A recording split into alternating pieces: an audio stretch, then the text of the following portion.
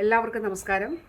ബഹുമാന്യനായിട്ടുള്ള യോഗാധ്യക്ഷൻ doctor Sujith Vijayan Pillai MLA, ബഹുമാന്യരായിട്ടുള്ള എല്ലാ ജനപ്രതിനിധികളും, DMO, TPM, Aardram nodal officer ഉൾപ്പെടെ ജില്ലയിലെ ഓഫീസേഴ്സ്, ആശുപത്രി സൂപ്രണ്ട് ഉൾപ്പെടെ പ്രിയപ്പെട്ടവർ, ഡയറക്ടറേറ്റിൽ നിന്ന് DHS, ADHS, മറ്റ് ബഹുമാന്യരായിട്ടുള്ള സഹപ്രവർത്തകർ, ജനകീയ പ്രസ്ഥാനങ്ങളുടെ ബഹുമാന്യരായ നേതാക്കൾ, പ്രിയപ്പെട്ട സഹോദരി സഹോദരന്മാരെ, സുഹൃത്തുക്കളെ, ഈ നാടിനെ സംബന്ധിച്ചിടത്തോളം വളരെ വളരെ സന്തോഷമുള്ളൊരു ദിവസമാണിത്.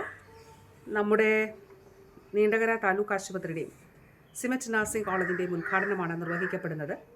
1951 സ്ഥാപിതമായിട്ടുള്ള ആശുപത്രിയാണ് നീണ്ടകര താലൂക്ക് ആശുപത്രി.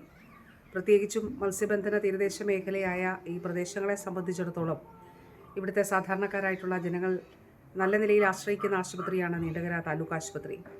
അപ്പോൾ ഇവിടെ ഉണ്ടായിരുന്ന വളരെ പരിമിതമായിട്ടുള്ള അടിസ്ഥാന സൗകര്യങ്ങളാണ് ഉണ്ടായിരുന്നത്.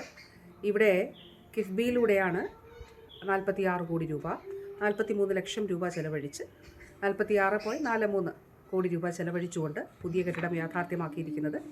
ഭവന നിർമ്മാണ ബോർഡാണ് ഈ നിർമ്മാണം സാധ്യമാക്കിയത്.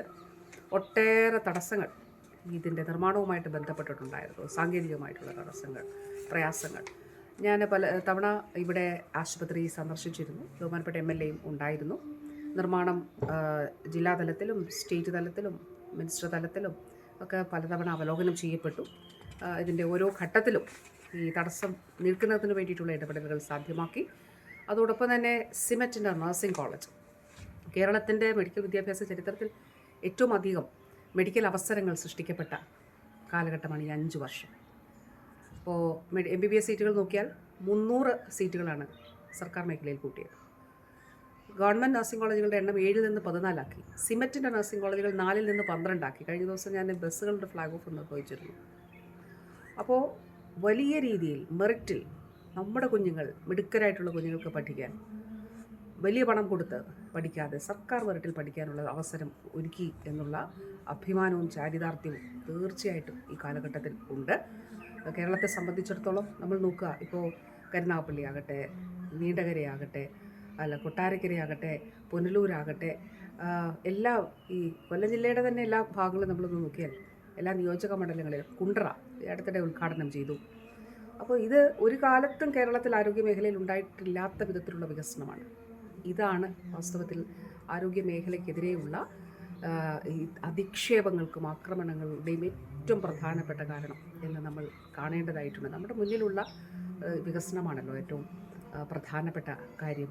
ഈ ഒരു കാലഘട്ടത്തിൽ നമ്മൾ ചെയ്തിട്ടുള്ള ചികിത്സയിൽ, അടിസ്ഥാന സൗകര്യ വികസനത്തിൽ, മെഡിക്കൽ വിദ്യാഭ്യാസത്തിൽ ചെയ്തിട്ടുള്ള പ്രവർത്തനങ്ങൾ അത് ചരിത്രത്തിലെ സമാനതകളില്ലാത്തത് തന്നെയാണ് എന്നുള്ളത് ഒരു ടീം വർക്കാണ്.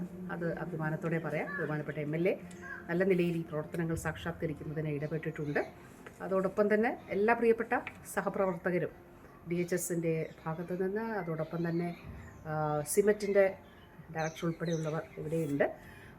എല്ലാവരുടെയും അനുവാദത്തോടെ, ഏറെ സന്തോഷത്തോടെ നമ്മുടെ നീണ്ടകര താലൂക്ക് ആശുപത്രിയുടെയും സിമറ്റ് നഴ്സിംഗ് കോളേജിൻ്റെയും ഉദ്ഘാടനം നിർവഹിച്ച് നാടിനെ സമർപ്പിക്കുന്നതായി അറിയിച്ചുകൊള്ളുന്നു. നന്ദി, നമസ്കാരം.